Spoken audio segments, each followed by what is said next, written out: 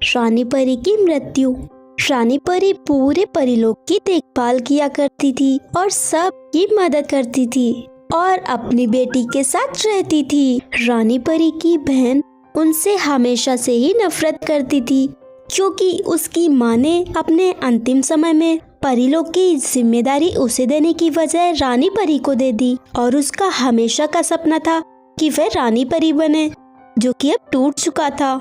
फिर उसने एक प्लान बनाकर रानी परी को परीलोक से बाहर निकालने की सोची। उसने कुछ दिन पहले ही एक बुरी परी से जादुई शक्तियाँ ली थी। उन जादुई शक्तियों की मदद से वह किसी का भी मन बदल सकती थी और उसने इस तरकीब को रानी परी पर आजमाया। जब रानी परी सभी परियों से बात कर रही थी तो वह रानी परी का मन बदल देती है, जिसकी वजह से रानी परी परियों से बहुत ही बदतमीजी से बात कर रही थी। तुम सभी परियां इतनी गरीब होने के बावजूद तुम्हारी हिम्मत भी कैसे हुई मेरे सामने आने की? तभी वहाँ रानी परी की बेटी आती है।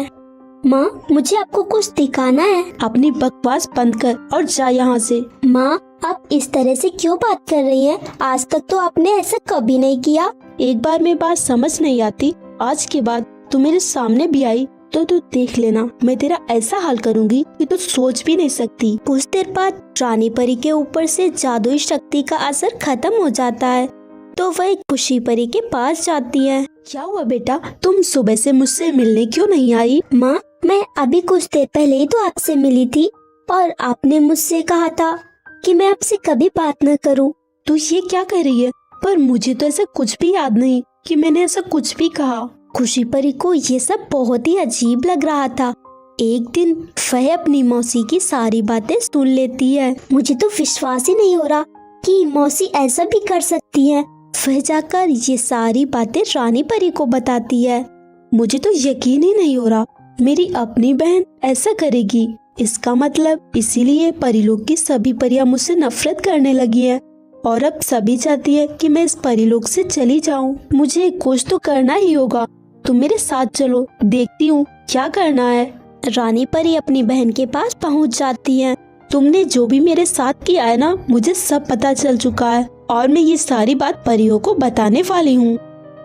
ये सब तो तुम तब बताओगी ना जब तुम यहाँ से जीवित जाओगी। मैं तुम दोनों को यही मार दूंगी। रानी परी की बहन दोनों को मारने ही वाली थी कि तभी वहाँ कुछ परियां आ जाती है, जिन्हें देखकर रानी परी की बहन डर जाती है और कुछ भी नहीं कर पाती। फिर रानी परी अपनी बहन को कड़ी से कड़ी सजा सुनाती है। सो फ्रेंड्स, अगर आपको ये कहानी अच्छी लगी हो तो वीडियो को लाइक कीजिए, चैनल को सब्सक्राइब कीजिए और हमें कमेंट करके ज़रूर बताएं कि आपको कहानी कैसी लगी। जादुई आग और घास के दो घर। किसी परीलोक में नायरा और माया नाम की परी अपनी सौतेली माँ के साथ रहती थी। दोनों के पिताजी की मृत्यु हो जाने के बाद उनकी सौतेली माँ उन पर बहुत ही ज्यादा अत्याचार करती थी। दोनों बहुत ही छोटी थी। स्कूल जाने के टाइम पर उनकी सौतेली माँ उनसे सारे काम कराया करती थी। क्यों नालायकों, अभी तक खाना क्यों नहीं बना? मैं कुछ देर के लिए बाहर क्या चली गई? तुम दोनों को तो जैसे आजादी मिल गई हो। क्या कर रही थी तुम दोनों? चोरी किया कुछ या फिर मुझसे बिना पूछे खाना खाया? मैंने तुम दोनों से कहा था बिना पूछे तुम दोनों खाना तक नहीं खा सकती हो।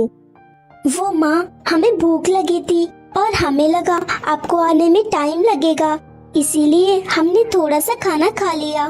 तो अब थोड़ी सी मार भी खा लो। इतना कहकर दोनों की सौतेली माँ दोनों की खूब पिटाई करती हैं। नायरा और माया परी दोनों ही अपनी जिंदगी से बहुत ही परेशान हो चुकी थी। अब हम क्या करेंगे? हमारी सौतेली माँ तो रोज हम पर कितना अत्याचार करती है। मैं तो कहती हूँ हमें इस घर से ही चले जाना चाहिए। नहीं, हम ऐसा नहीं कर सकते। हमारी सौतेली माँ हमें कहीं से भी ढूंढ कर निकालेंगी और फिर हमारे साथ कितना बुरा करेंगी। हमारे बस में कुछ भी नहीं है। चलो उस नदी के पास चलते हैं। एक वही जगह है जहाँ हमें सुकून मिलता है। दोनों उस नदी के पास बैठी हुई थी। मैं बहुत ही ज्यादा परेशान हो चुकी हूँ। मन तो करता है अभी इस नदी में कूदकर अपनी जान दे दूं। नहीं, तुम ये क्या कह रही हो?